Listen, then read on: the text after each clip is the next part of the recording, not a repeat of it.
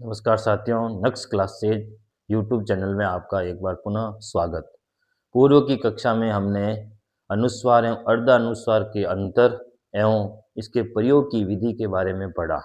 आज हम अनुस्वार के विविध रूपों के बारे में पढ़ेंगे।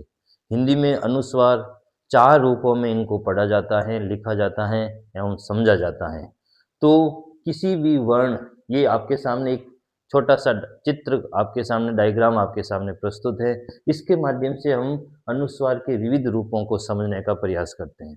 पहला जो रूप है अनुस्वार का, किसी भी वर्ण के ठीक ऊपर जो लगता है वो अनुस्वार का एक मुख्य रूप जिसको कहा जाता है, अर्थात उसे अनुस्वार के रूप में ही पढ़ते हैं। जैसे हमने पूर्व की कक्षा में हमने वर्णों के बारे में, इसके बारे में पढ़ा है, इसके रूप के बारे में पढ़ा कि जैसे शब्द थे, पंच हैं, जैसे अंग हैं, ये शब्द अर्थात किसी भी वर्ण के ठीक उस वर्ण के ऊपर जो इसका प्रयोग होता है उसको अनुस्वार के रूप में ही पढ़ा जाता है। अगर मान लो किसी भी वर्ण के दाईं ओर अगर लग रहा है अनुस्वार, तो उसको क्या पढ़ेंगे? तो वो रूप उसका पंचमाक्षर अर्थात हमारे वार्गिक व्यंजनों का जो क वर्ग है, उस क वर्ग का अंतिम वर्ण है ङ।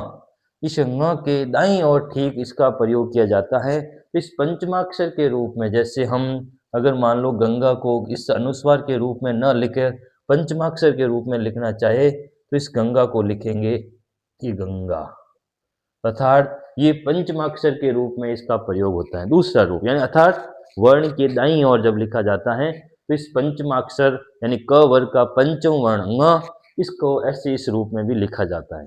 तीसरा रूप इस अनुस्वार का है ताड़न जात या उक्षिप्त चिन्ह। हिंदी में 2 वर्णों की उत्पत्ति हुई। संस्कृत में मूल भाषा में इनके वर्ण का याद वहाँ नहीं है, इनको प्रयोग नहीं किया जाता है।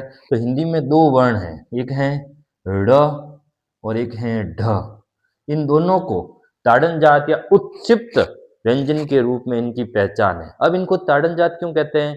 क्योंकि इसको बोलते हैं तब उस समय जीभ एकदम ऐसे लगती है कि फेंकी जा रही है, ताड़ रहा है, अर्थात उसको एकदम फेंकने जैसी स्थिति में ऐसी अंदर वो ऐसी स्थिति बनती, इसलिए इन दोनों वर्णों को, व्यंजनों को ताड़न जात व्यंजन के रूप में समझते हैं।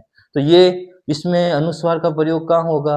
तो अनुस्वार का प्रयोग व्यंजन के ठीक नीचे उसकी बिंदी के रूप में इसका प्रयोग करेंगे। जैसे शब्द हैं कि सड़क, जैसे शब्द हैं पढ़ाई, जैसे शब्द हैं चढ़ाई।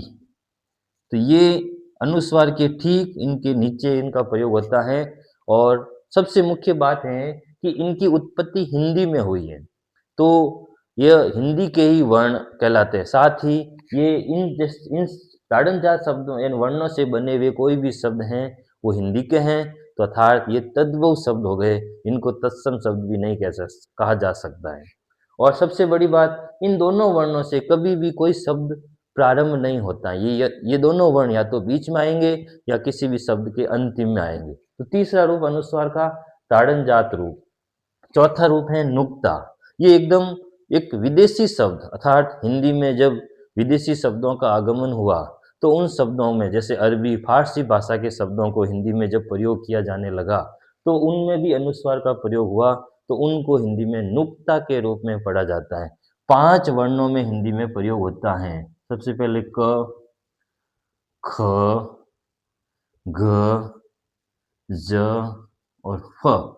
ये अरबी फारसी भाषा, उर्दू भाषा के जो शब्द हैं, जब हिंदी में उनको ग्राह्य ग्रहण कर लिया गया तो इनको भी हिंदी में पढ़ा जाता है।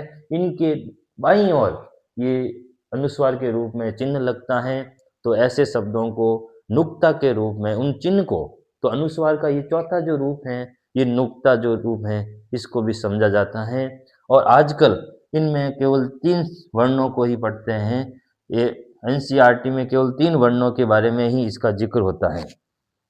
अब इनसे कैसे बनते हैं? जैसे एक है गजल, तो यानी ये ज पर क्या हुआ, यहाँ पे थोड़ा जोड़ लगा है। जैसे खबर, खबर या खबर भी हो सकता है।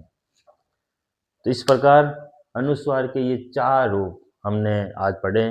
पहला मुख्य अनुस्वार का रूप, फिर वर्ण के दाईं ओर जो प्रयोग होता है उसको पंचमाक्षर के रूप में, फिर किसी भी वर्ण के ठीक नीचे ताड़न जात या उत्क्षिप्त इस चिन्ह के रूप में पढ़ते हैं।